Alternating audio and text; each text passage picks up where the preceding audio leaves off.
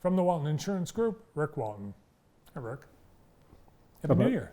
Happy New Year again to you. That's right. Happy New Year. I tell you, here we are in the new year. Wow. Wow. And they got new cars, and they get faster, and they get everything else. I mean, how much faster can you get with these cars? Well, it's scary. I remember back driving a GTO that hadn't been out for very many years. It had this big engine on it, and I really didn't know how to drive stick shift.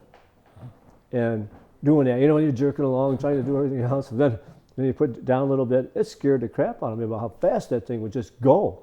I mean, and that was back in the late 60s. And you think about it, I can picture you. You were a muscle car guy. Well, not really, but I didn't really have a muscle car. I never had. I think my first car was a Buick, shared with my sister, like a Buick LeSabre or something like that. Was I used to say it's like an old lady's car, but but it was, we shared the car, and I think it was kind of ugly.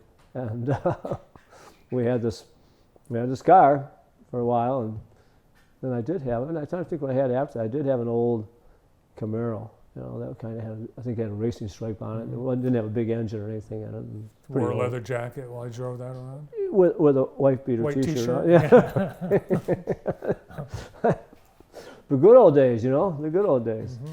So, but it was I can never forget, driving. I remember the first time I drove, too, absolute by myself. I remember I couldn't, you remember that, Bart, when you were able to drive the car by yourself? I do. It was very exciting. And my car was a stick shift as well. And I was grateful to my dad that we learned how to drive manual transmission. Right. Today, a lot of people, they have no idea. But there aren't that many cars no, that have stick, not anymore. Was it on the column or was it on the dash? It was on the floor. Yeah. Yeah, because it was, it was big. If you didn't do it, it takes a little bit to get used to knowing how to do that. Let that clutch out a little bit, and you're jerking along. I'll never forget that. Also, I was with this one girl, trying to be cool and everything else, and I had this car, and you're on a hill a little bit. You're trying to get your foot in the brake and put the clutch down at the same time, and then on the gas. Wow, I kind of looked like an idiot then, but that was the good old days. Learning to drive a stick can be a little bit of a challenge. Did you have a Happy New Year? Did. We really didn't do a whole lot. We went out the night before, some people, and then we really wanted to. Actually, obviously, New Year's, everybody wanted to watch football, probably both games, and I watched both games, and pretty exciting to watch those. That was fun, and just sat home. I think we cooked steaks that day. Cooked steaks, just the two. We had a good time. It was nice just being home. Do you have a tradition, like a food or a certain thing you do on? Well, the only thing is my dad did forever, years ago, after all the kids were gone, all of his kids were gone, and we were all married. My dad would buy us steaks and give them to us. We didn't eat them with us, and so we could have them on usually on New Year's Day type thing, because New Year's Day was a big day to watch football at that time and everything, and it was, we cooked steaks. That's all we did, cook a couple steaks out that my dad gave us, and that was probably the big tradition, if there was a tradition as such.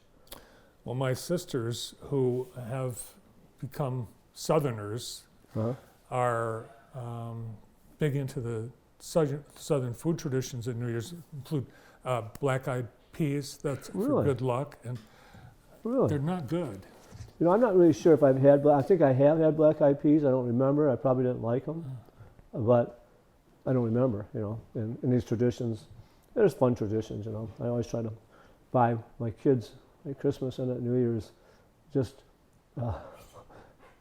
the English muffin bread from Busy I always buy it. Just have toast. And we always liked toast. When I was a kid, my dad used to always like salt rising toast. We ate that with eggs and bacon, and it was pretty good. It's pretty good living. I bet my dad was like your dad, who would fry the eggs in the bacon grease. Absolutely. Yep.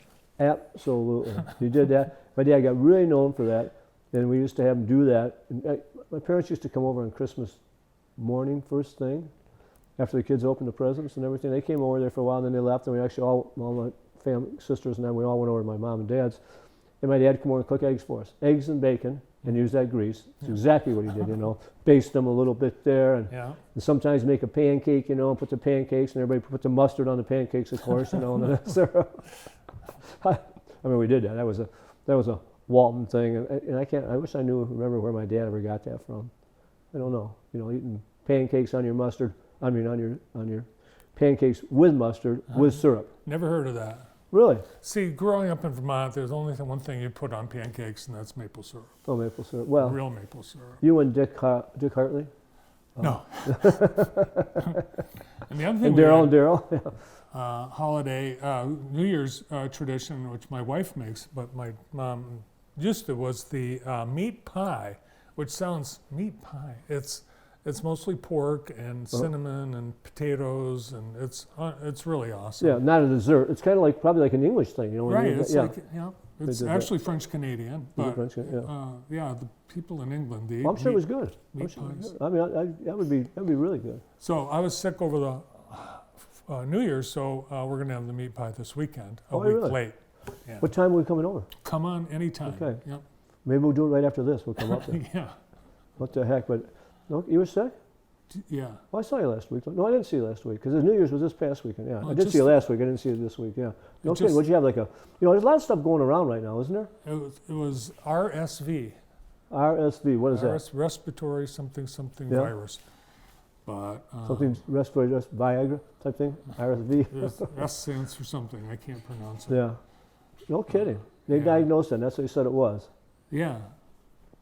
I've had a respiratory thing going on for a few weeks. You could have that. I mean, that's one of the things. We've got flu, 2 different types of flu, COVID, RSV, other respiratory, strep. There's all kinds of things, all going around all over town. And some people are knocked down for weeks. Yeah.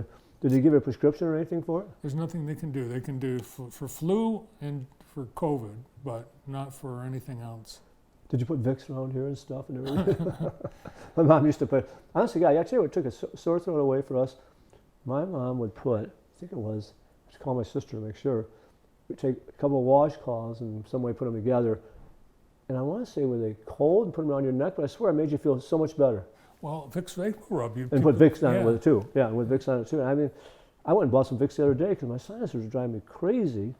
And I did that and took a couple of, over-the-counter type things. And I still got it, but not to the degree I had it. I have to be real careful. If I get it in my ears, then it goes bad.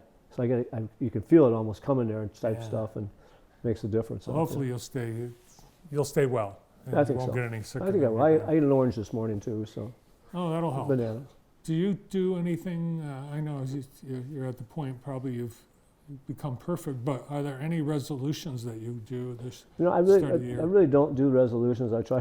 I'm not against them by any means. I used to do them, and that's what I would. And I guess to try to do a resolution from the standpoint just to be better, do better, do what's right, help out, do all that stuff. I mean, just trying to. You look at your life. It's kind of like this weekend. I really didn't watch. I take that back. I watched so much football. I did not watch. Was that Monday night? I think. Monday night. Yeah, Monday night when they had football. The player, Mr. Hamlin there, and I didn't watch that. And then I've watched some of the replays and all that stuff. It blows my mind that really. I mean, I was really impressed, and here are these guys really concerned about this guy, rightfully so. He basically died on there, and they revived him as such. So they're all freaking out, again, like all of us probably would. But most of them are down praying. Mm-hmm. I really kind of warm my heart to say, guys, so you think that's pretty important, or is it only important when there's a crisis out there, type thing and everything? And then otherwise you can't talk about it because it's not politically correct. And here these guys are all doing that, praying. And I thought, wow, that's a pretty powerful statement. I said, yeah, maybe there is some hope for us, God, because these guys are out there. And thank God, I just read something about Hamlin that he's awake now. Yes. And maybe his faculties seem to be pretty good, so hopefully he's going to be back and with no problems. So, but that's freaky when you think. And I'd really like to know what brought it on. Did the hit bring it on, or did it just because of his way his makeup is, or something, or just happened to be the moment, or it had to be almost, it seemed like that shock of that hit and took your heart out of sync or whatever it does, And it's just speculation now that right.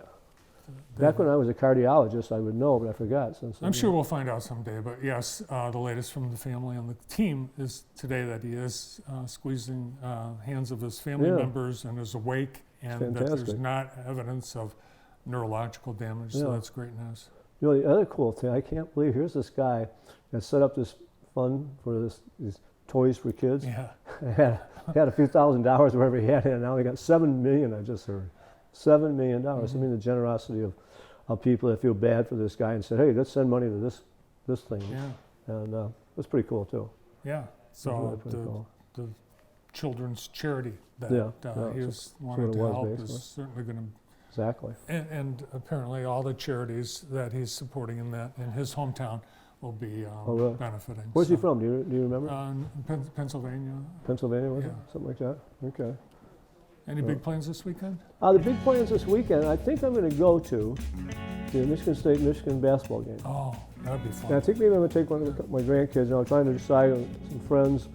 Lisa said, she says, "I'll go if you want, but I don't care if I don't go or whatever." And I said, maybe I'll take Cam and took Mitchell to a game the other day, and I may take him and a friend, or another one of my grandsons too may go too. So it'd be fun just to go. It's a 2:30, I think, in the afternoon game, so we can go up. Maybe we'll have a little something before and go to the game, and hopefully the Spartans win. But whatever happens, happens. Be fun. Sounds like a great adventure. Yeah. Well, have a great weekend. You well, and you too. Thank you. Thanks for being here. From the Walton Insurance Group, Rick Walton. Well, that's it. We've run out of time.